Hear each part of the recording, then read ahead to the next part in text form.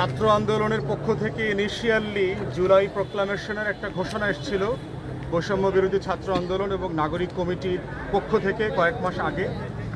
এর পরবর্তীতে গত ডিসেম্বরে আপনারা দেখেছেন যে একটা টাইম দিয়ে 31শে ডিসেম্বরের ভিতরে একটা প্রক্লামেশন গণ অভ্যুত্থানের ফরমান ঘোষণা করা হবে, এই মর্মে একটা ঘোষণা এসেছিল।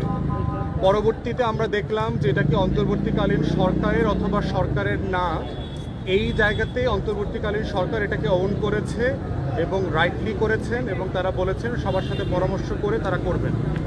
এটার অংশ হিসেবে আমাদেরকে অন্তর্বর্তীকালীন সরকারের মাননীয় উপদেষ্টা মাহফুজ আলম একটা ড্রাফট পাঠিয়েছেন, বাংলা ইংরেজিতে পাঠিয়েছিলেন একটা, এবং রিসেন্টলি একটা বাংলা ড্রাফট পাঠিয়েছেন যে এইখানে ঘোষণাপত্রে কি কি থাকতে পারে।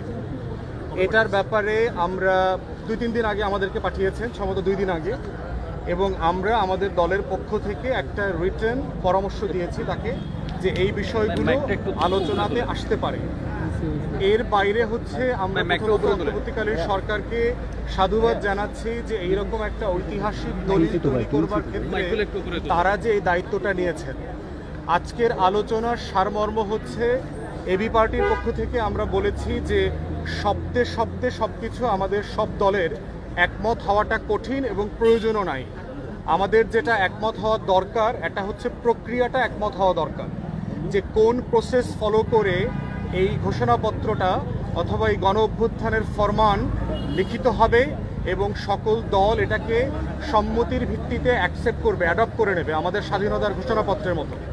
সেক্ষেত্রে বিভিন্ন রাজনৈতিক দলের পক্ষ থেকে পরামর্শ এসছে যে সংবিধান সংস্কার কমিশনকে দায়িত্বটা দেয়া যায় কিনা, অথবা এই রকম অন্য কোনো কমিটি অথবা কমিশনকে দায়িত্ব দেয়া যায় কিনা যারা সকল রাজনৈতিক দলের সাথে পরামর্শ করে তাদের ফিডব্যাক নিয়ে মূল্যায়ন নিয়ে একটা ঘোষণাপত্র, একটা ফরমান সরকারের পক্ষ থেকে ফরমালি জানাবেন জাতির উদ্দেশ্যে যে জুলাই আগস্টে এই ফ্যাসিবাদ বিরোধী আন্দোলনের আকাঙ্ক্ষাটা কী ছিল। এবং উপদেষ্টা মণ্ডলীর অনেকের সাথে আমাদের কথা বলে মনে হয়েছে তারা এই রাজনৈতিক দলগুলোর যে পরামর্শ এটাকে খুব যৌক্তিক মনে করেন। আমাদের পক্ষ থেকে আমরা আরেকটা কথা বলেছি, সেটা হচ্ছে এইটা সাইজে ছোট হওয়া দরকার, এটার কাঠামোটা আমাদের সবার একমত হওয়া দরকার, কারণ বড় ডকুমেন্টে দ্বিমতের সুযোগ বেশি আসবে। হিস্টোরিক্যালি আমরা অনেকগুলো এক্সাম্পল দিয়েছি, মেঘনা কার্টা থেকে শুরু করে স্বাধীনতার ঘোষণাপত্র এবং অন্যান্য যে হিস্টোরিক্যাল ডকুমেন্ট আছে সেটার মোতাবেক করে এটাকে ছোট করা দরকার।